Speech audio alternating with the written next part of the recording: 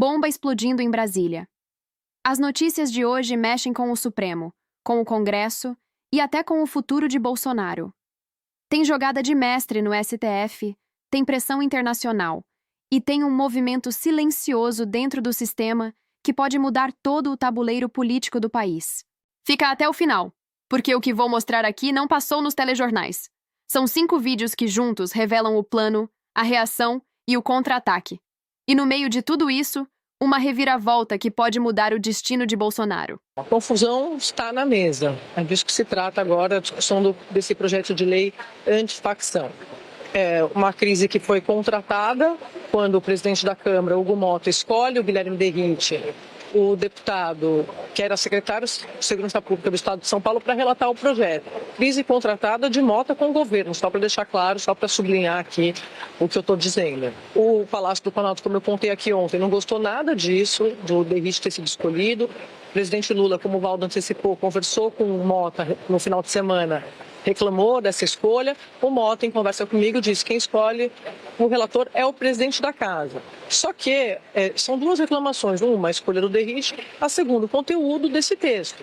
O governo, quando começou a entender a base governista, do que se tratava o texto, começou a reclamar e dizer que o texto colocava limites na atuação da Polícia Federal nas investigações, sendo que a atribuição da PF está na Constituição e ela é um órgão autônomo.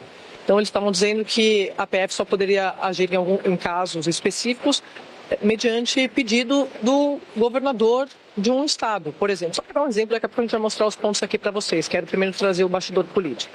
Aí, muita confusão ontem, a base do governo reclamando. O Derrite foi conversar com autoridades, foi conversar com o Hugo Mota e também com gente do governo. O governo chama de Projeto Antifacção. Bonito no nome. Mas o alvo real é 2026. É uma lei feita para manchete, não para segurança. Endurecem contra facções no discurso, mas aliviam quando o assunto é fronteira, tráfico e aliados políticos.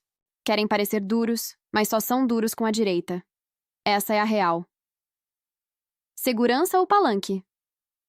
Enquanto isso, quem mora nas periferias continua refém, e quem está em Brasília continua blindado. Chegou hoje, bem pertinho da Venezuela, o maior navio de guerra jamais construído. É o porta-aviões americano Gerald Ford, o maior, mais pesado, mais novo, mais poderoso navio de uma frota que existe para projetar poder militar em qualquer parte do mundo. Não há nada comparável a esse navio em termos de capacidade bélica e é a peça central de um grupo de ataque, como se diz no jargão militar, o dispositivo em torno de um grande porta-aviões como esse. Esse aparato monstruoso entrou hoje oficialmente na área sob responsabilidade do Comando Sul das Forças Armadas Americanas. Eles nunca tiveram nada parecido a isso à disposição deles, o Comando Sul. Aspas. É para dar apoio à diretiva do presidente Trump de desmantelar organizações criminosas transnacionais, fecha aspas, diz o comunicado do Comando Sul. Leia-se narcotráfico. Em termos de poderio de fogo, é como usar um canhão monstruoso para matar um passarinho. O que levanta a seguinte questão. Apenas exibir músculos derruba uma ditadura como a de Nicolás Maduro na Venezuela, que foi designada pelo governo americano como um regime narcotraficante? A história recente ensina que não. Ditadores vários já foram derrubados ao redor do mundo por intervenções militares, mas elas sempre tiveram soldados no chão.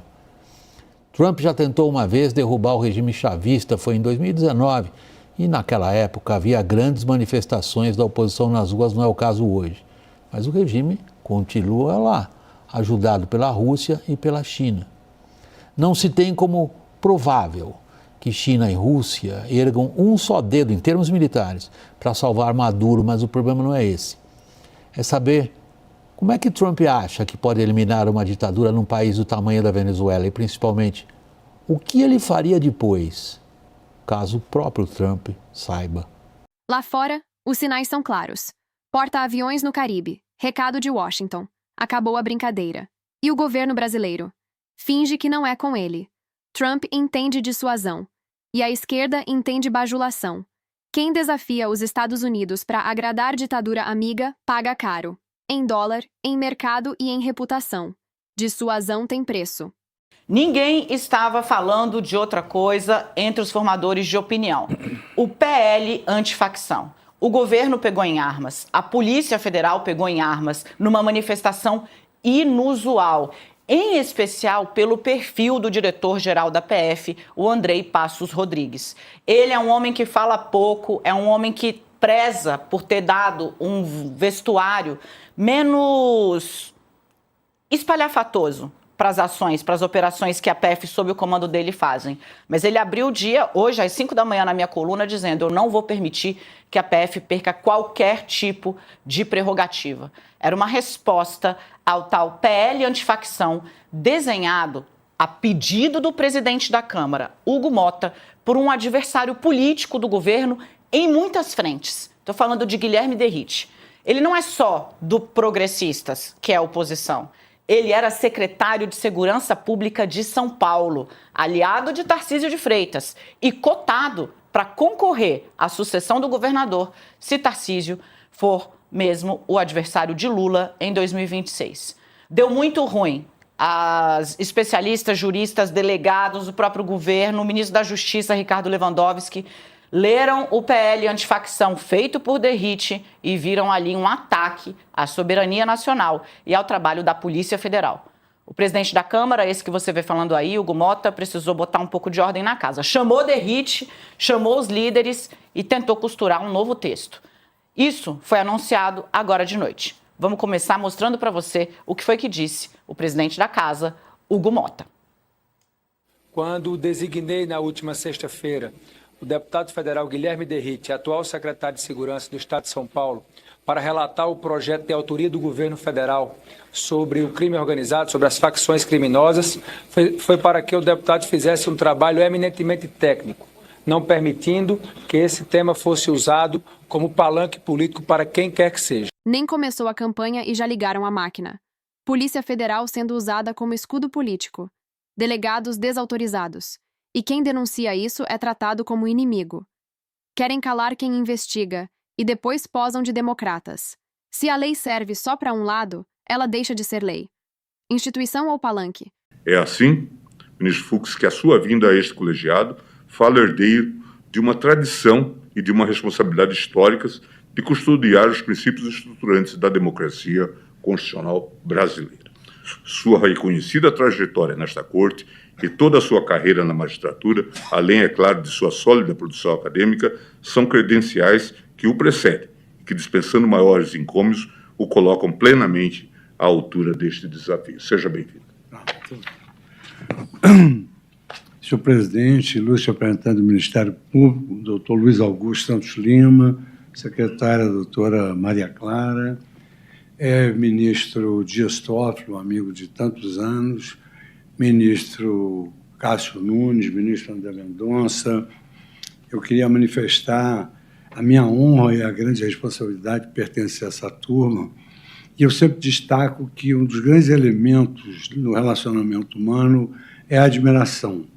Então, eu fiz o pedido de transferência para a segunda turma exatamente para admirar as inovações, a jurisprudência e essa tutela das liberdades em geral, inclusive a liberdade também de expressão, e dizer sobre essa importância que Vossas Excelências dão aos precedentes, porque hoje é muito importante o precedente como instrumento de segurança jurídica, que é algo que hoje é um reclamo inegociável da sociedade.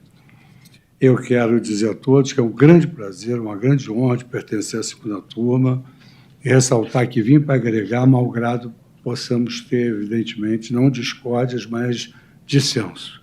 De toda maneira, tenho para mim que fiz uma bela escolha na minha vida profissional, no limite em que eu me encontro, não prestes a sair, mas também não longe de isso ocorrer. Agora segura essa. Enquanto todo mundo olhava para a economia, uma jogada silenciosa no STF mudou tudo. Luiz Fux foi para a segunda turma. E isso, meus amigos, não foi coincidência. Com Fux lá, a turma muda de peso. E tem mais. Qualquer eventual revisão criminal do caso Bolsonaro vai cair exatamente nessa segunda turma. Adivinha quem compõe? Fux, André Mendonça e Nunes Marques. Maioria garantida. Foi uma jogada de mestre. Uma peça no tabuleiro que pode virar o jogo quando menos esperarem. Quem achava que tudo estava perdido pode estar prestes a assistir ao início da virada. Importa aqui não é a forma, é o conteúdo. A Polícia Federal não pode, isso já foi dito, todo mundo que tem dado entrevista e analisado. A Polícia Federal não pode, por força de lei infraconstitucional, ter as suas atribuições que estão previstas na Constituição reduzidas. Isso do ponto de vista jurídico. Eu não vou nem entrar no aspecto político. Do ponto de vista jurídico, isso não é admissível. Então, se vai ser na lei antiterrorismo, se vai ser na lei de organizações criminosas ou numa nova lei, não tem diferença rigorosamente nenhuma. E, de igual modo, se na nova lei houver algum tipo de equiparação das facções criminosas a comportamentos ou a condutas tidas como terroristas, também não tem nenhuma sustentação jurídica. Então, enfim, sinceramente, eu acho que não faz sentido rigorosamente nenhum. Enquanto isso, no outro lado da praça, o velho roteiro. Quando é contra Bolsonaro, vale censura, vale exposição, vale até prisão preventiva. Mas quando é militante de esquerda, silêncio, proteção, tapinha nas costas. É o Brasil da incoerência institucional. A democracia seletiva. 2 pesos, 2 medidas. Mas o povo acordou. A direita está reagindo.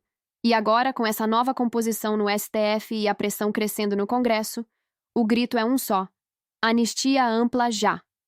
Ou o sistema corrige seus erros, ou será corrigido nas urnas. Se você acredita na liberdade, no voto e na justiça igual para todos, deixa o like agora e comenta: anistia já. Isso empurra o vídeo para mais brasileiros que ainda não enxergaram o que está acontecendo.